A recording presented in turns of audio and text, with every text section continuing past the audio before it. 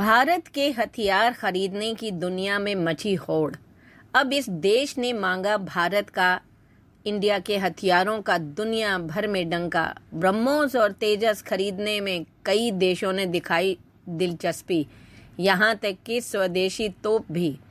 दुनिया में भारतीय हथियारों की धाक। फिलीपींस के बाद अब ये देश खरीदेंगे भारत की ब्रह्मोस मिसाइल। वैश्विक हथियार बाजार में भारत का बढ़ रहा कद। अब तक 85 देशों के साथ हुआ समझौता। तो हम ये कह लें कि क्या डिफेंस एक्सपोर्टर बनने के लिए तैयार है भारत। रक्षा क्षेत्र में भारत की एक बड़ी छलांग। हथियार उत्पादन में हासिल किया चौथा स्थान। भारत के हथियारों का डंका पूरी दुनिया में बज रहा है। भारत की हर क्षेत्र में दुनिया में धाक बढ़ रही है। सबसे ज्यादा हथियार खरीदने वाला भारत अब हथियार बेचने वाले देश के रूप में भी अपने आप को आगे बढ़ा रहा है। फिलीपींस जैसे दक्षिण चीन सागर के आसपास के देश पहले ही भारत के फाइटर जेट की ब्रह्मोस मिसाइल के दीवाने हैं। अब उत्तरी अफ्रीका देश मिस्र भी भारत के विमानों की ओर आकर्षित हो रहा है। भारत मिस्र के साथ कम से कम 20 तेजस MK-1A लड़ाकू विमान बेचने के लिए बातचीत कर रहा है। साथ ही मिस्र ने भारत की ब्रह्मोस मिसाइल खरीदने में भी इंटरेस्ट दिखाया है। इसी बीच संयुक्त सैन्य अभियान भी चल रहा है, जहां भारत और मिस्र के बीच रणनीतिक साझेदारी साफ नजर आ रही है।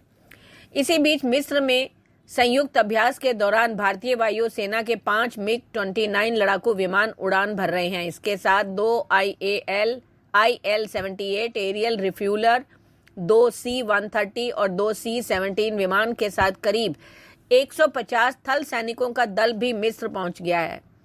ये सभी लड़ाकू विमान और वायु सैनिक मिस्र में आयोजित ऑपरेशन ब्राइट स्टार में हिस्सा लेने पहुंचे हैं।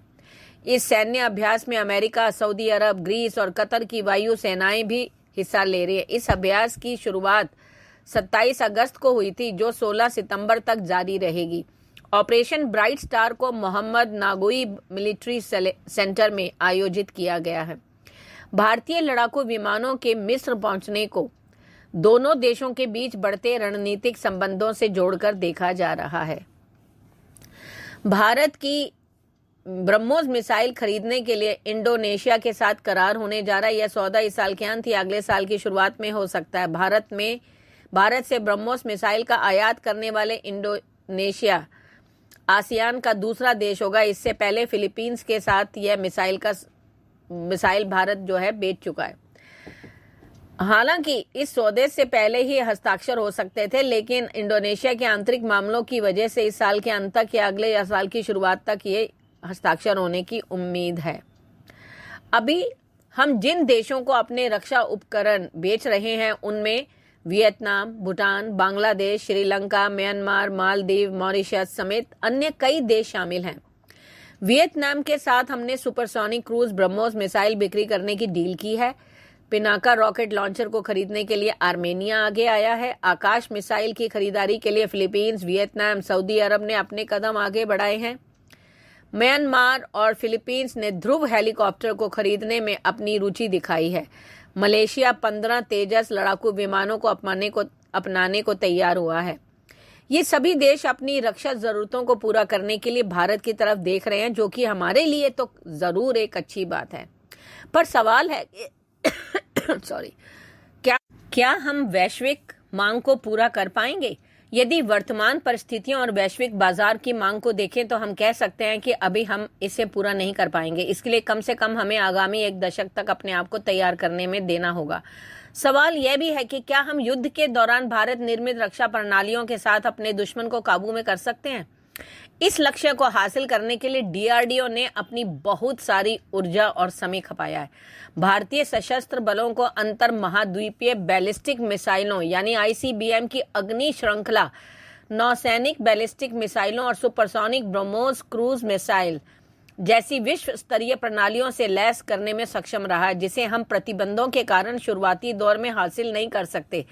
हम कई अन्य बड़े रक्षा उपकरणों जैसे नवीनतम पीढ़ी के लड़ाकू विमान, पनडुब्बी, लड़ाकू ड्रोन आदि को विकसित करने के लिए प्रयास कर रहे हैं। हालांकि हमें चीन, पाकिस्तान से साझा सुरक्षा खतरे को देखते हुए इसे उससे प्रभावी ढंग से मुकाबला करने के लिए आधुनिक पीढ़ी के लड़ाकू विमानों को तत्काल अपने बेड़े में शामिल करने की आवश्यकता है। इसके लिए भी भारतीय रक्षा मंत्रालय इन नई पीढ़ी के लड़ाकू विमानों का उत्पादन विदेशी साझेदारी के साथ भारत में करने पर जोर दे रहा है, लेकिन अभी इस दिशा में कोई सार्थक परिणाम सामने नहीं आया। इसी तरह हम 6 डीजल पनडुब्बियों की जरूरत को एक विदेशी विनिर्माता के साथ रणनीतिक साझेदारी में पूरा करने पर जोर दे रहे हैं, ताकि इन लड़ाकू विमानों और पनडुब्बियों को मेड इन इंडिया का उत्पाद कहा जाएगा, जिसका निर्यात के लिए उत्पादन भी किया जाएगा। अब हथियारों के निर्यात के मामले में क्या है भारत की स्थिति? इसका अंदाजा इस बात से लगाया जा सकता है कि वर्ष 2021 में भारत हथियार निर्यात के मामले में दुनिया भर में 24वें स्थान पर पहुंच गया है।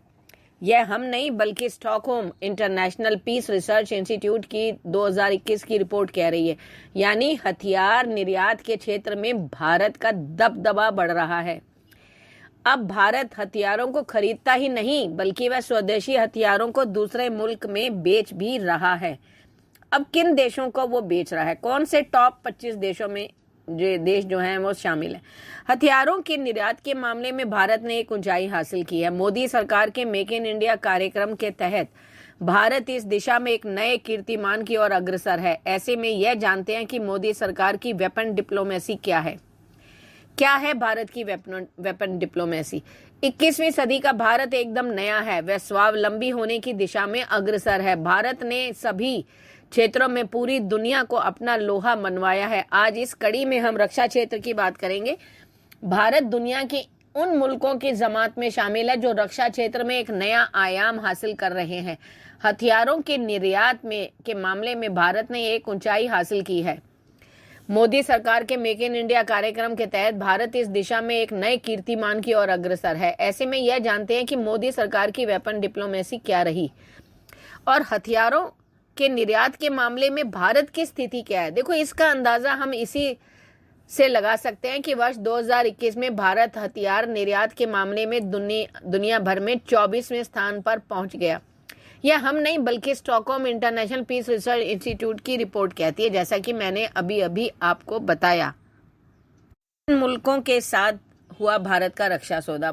भारत ने हाल ही में कई मुल्कों के साथ रक्षा सौदे पर दस्तखत किए हैं। इनमें फिलीपींस, वियतनाम, आर्मीनिया का नाम शामिल है। भारत ने आर्मीनिया से 2000 करोड़ रुपए का रक्षा सौदा किया। इस करार के तहत भारत आर्मीनिया को मिसाइल, रॉकेट और कई अन्य तरह के गोला बारूद देगा। भारत ने फिलीपींस के साथ 37.4 करोड़ डॉलर की रक्षा सौदे पर हस्ताक्षर किए। इसी तरह से भारत की वियतनाम के साथ भी रक्षा सौदे पर वार्ता चल रही थी और इसके तहत भारत वियतनाम को अपनी ब्रह्मोस मिसाइल देगा। इन सभी देशों की भारत के दुश्मन देशों के साथ पुरानी दुश्मनी है। ऐसे में भारत एक तीर से 2 निशाने साधने की कोशिश भी कर रहा है। इसके अलावा अर्जेंटीना और मलेशिया के साथ तेजस लड़ाकू विमान की बिक्री को लेकर भी एडवांस स्टेज पे बात चल रही है। इंडोनेशिया और थाईलैंड भी हथियारों की खरीद को लेकर भारत के साथ वार्ता कर रहे हैं। इनके अलावा छोटे छोटे देशों को भी हथियार देकर एक बड़े मार्केट पर कब्जा करने की रणनीति पर भी काम किया जा रहा है। भारत से जो देश बड़ी तादाद में हथियार निर्यात कर रहे हैं उनमें म्यांमार, श्रीलंका और मॉरिशस प्रमुख हैं ही। म्यांमार काफी खास है। चीन और रूस के बाद भारत को तीसरा सबसे बड़ा हथियार आपूर्तिकर्ता कहते हैं। म्यांमार के कुल रक्षा उपकरणों के आयात को 17% हिस्सेदारी भारत की है। श्रीलंका और आर्मीनिया भारत के हथियार के बड़े निर्यातक देश हैं। दोनों मुल्कों में भारत का रक्षा निर्यात का 25% और 11% हिस्सा है।